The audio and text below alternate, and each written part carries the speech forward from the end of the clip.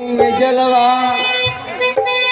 चढ़ाइबे करी भोले बाबा के अलख जगइबे करी कि जबले दुनिया में सूरज अचंदा रही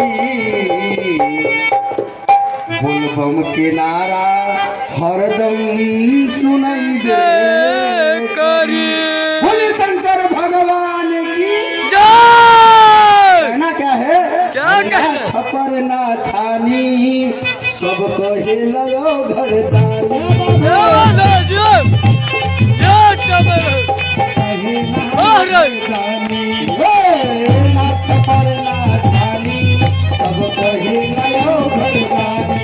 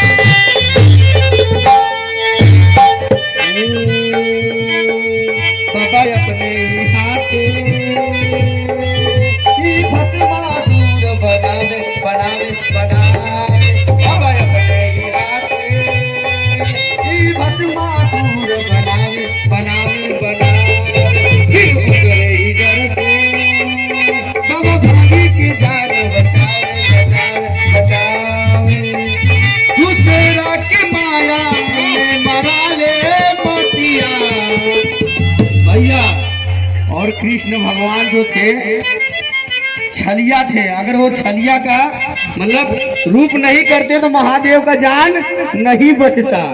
और उस समय कृष्ण भगवान छल करके भस्मासुर को भस्म किए थे। तो कहना क्या है? दूसरा के माया में मरा ले मोतिया, दूसरा के माया में मरा ले मोतिया। हो डम डम डम डम डमरू बजावे, डमरू बजावे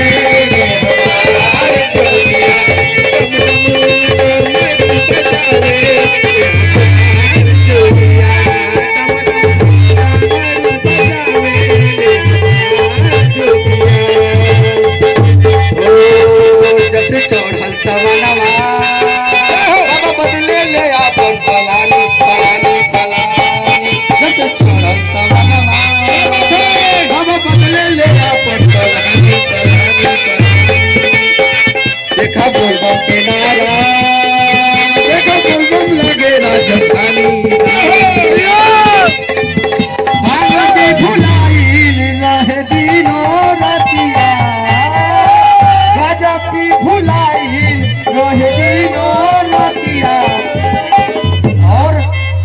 गोली खाते हैं वो अलग से खाते हैं। अरे गाजा पी भुलाइल रोहे दीनो रतिया। कैसे हो? आप लोग से प्यार नहीं है क्या महादेव से? तो बजाइए ताली। डम डम डमरू बजावे ले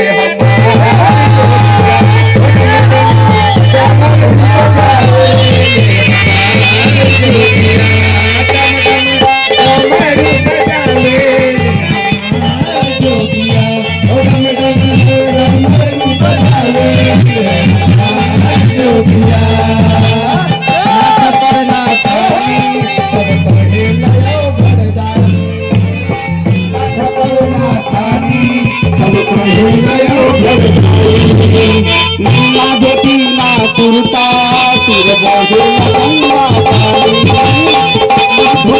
तुरता सुर बहे गंगा पानी ना धोती ना तुरता सुर बहे गंगा पानी ओ ना धोती ना तुरता सुर बहे गंगा पानी पिए ले गाजा खा ले बेल पपिया। पिए ले गाजा खा ले बेल पपिया।